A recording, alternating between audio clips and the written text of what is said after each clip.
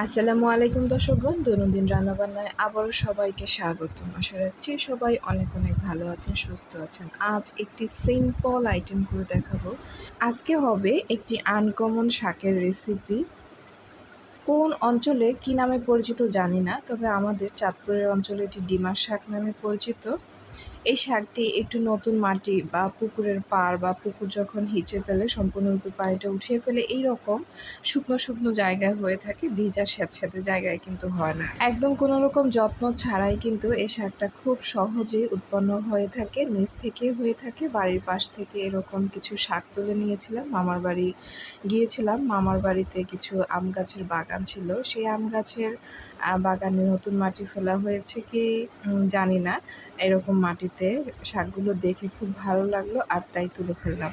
বাইরে অনেক গরম, তাই শাকগুলোকে একদম পরিপাটি করে না কুটেই একটু বড় বড় করে হাতের 1 বিঘত হবে এরকম লম্বা করে কেটে নিয়েছি। পরে বাসায় এনে কেটে কুটে নিয়ে নিব। আর এর পাশাপাশি যেহেতু আম গাছের নিচেই শাকগুলো ছিল, একটু আমগুলো নিয়েও মজা করলাম। দর্শকগণ, কাজের ফাঁকে একটু কথা বলে নিচ্ছি। যদি আমার চ্যানেলটি ভালো লেগে থাকে, আমার ভিডিওর কোনো অংশটি যদি আপনাদের ভালো লেগে থাকে, তাহলে চ্যানেলটি সাবস্ক্রাইব করবেন, ভিডিওটিতে লাইক কমেন্ট শেয়ার করবেন আর পাশে থাকবেন। শাকগুলোকে বাসায় নিয়ে এসে এভাবে একটু করে কেটে কুটে নিয়েছি, তবে শাকের কিন্তু একদম সব অংশটা নেওয়া যায় না। একদম কচি যে অংশটা, এটা এভাবে কেটে নিয়ে জাস্ট 1 ইঞ্চি নিয়েছি। এরপর যে পাতাগুলো আছে এই পাতাগুলো নিচ্ছি, ফুলগুলো যতটুকু সম্ভব ফেলে দিচ্ছি। তবে কচি ফুল যদি হয় 2-1টা নিলে তেমন কোনো সমস্যা হবে না। শাকগুলো কাটার পর এরকম একটা ডাঁটা বের হবে, ডাঁটার মধ্যে ফুলগুলো থাকবে, 2-1টা পাতা, বয়স্ক পাতা থাকবে, তখন সেটা ফেলে দিতে হবে। কচি শাকগুলোই কিন্তু খাওয়া যায়।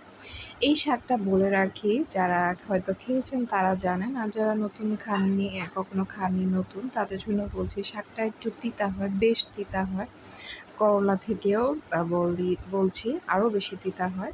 তাই এই শাকটা সচরাচর খুব বেশি খাওয়া হয় না, বেশি পরিমাণে খাওয়া হয় না, আর একদম খালিই কিন্তু খাওয়া হয় না।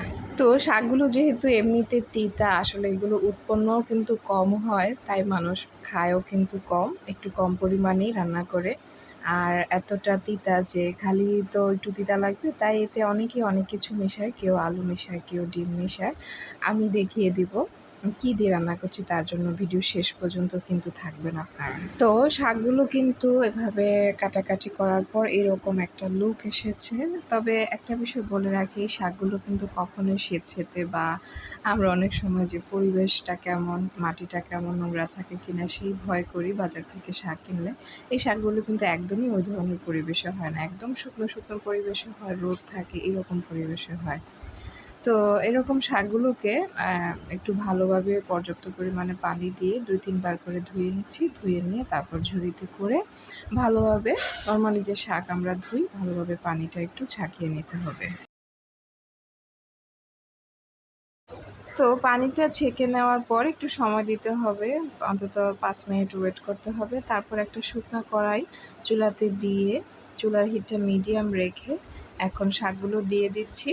শাকগুলো কিন্তু আমি খুব বেশি নিইনি, এখানে জাস্ট আমার হাতে 2 মুঠো হবে, আর এর জন্য 1 চিমটি লবণ দিয়ে দিচ্ছি। শাকটা যে কোনো শাকই কিন্তু রান্নার পর অনেকটাই অল্প হয়ে আসে পরিমাণে, তাই লবণটা একটু সেভাবেই মেপে দিতে হবে, আগে কিন্তু বোঝা যায় না।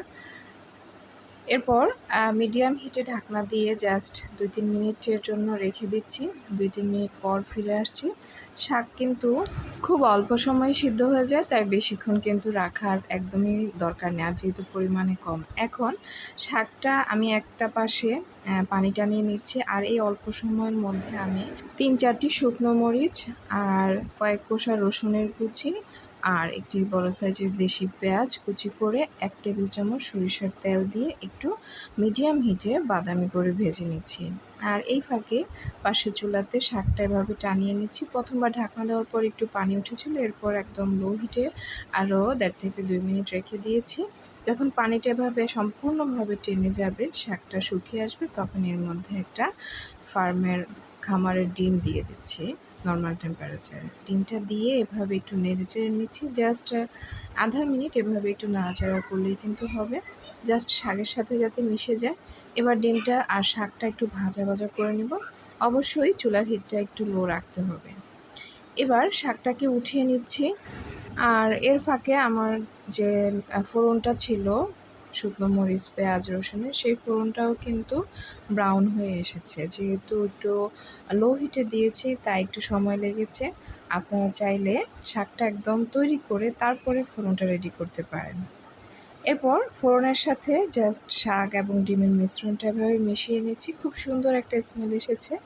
এখন শাকটা একদম যতটুকু সম্ভব ঝরঝরা করে নিতে হবে, তারপর পরিবেশন করে নিতে হবে। নরমালি শাকের বৈশিষ্ট্য অনুযায়ী শাকটা তিতা হলেও যখন এইভাবে রান্না করবেন তখন কিন্তু খুব একটা তিতা লাগবে না। জাস্ট একটা করলা যেরকম হালকা, হালকা তিতা লাগে এরকম তিতা লাগবে এবং গরম ভাতের সাথে এই শাকটা কিন্তু একদম অমৃতের মতো লাগে। আপনার যদি মুখের রুচি না থাকে এই শাকটা যদি খান, গ্যারান্টি দিয়ে বলতে পারি আপনার মুখের রুচি আসতে একদমই বাধ্য। তাহলে দর্শকগণ আবার নতুন কোনো রেসিপি নিয়ে আসবো। সেই পর্যন্ত সবাই ভালো থাকুন, সুস্থ থাকুন। ধন্যবাদ।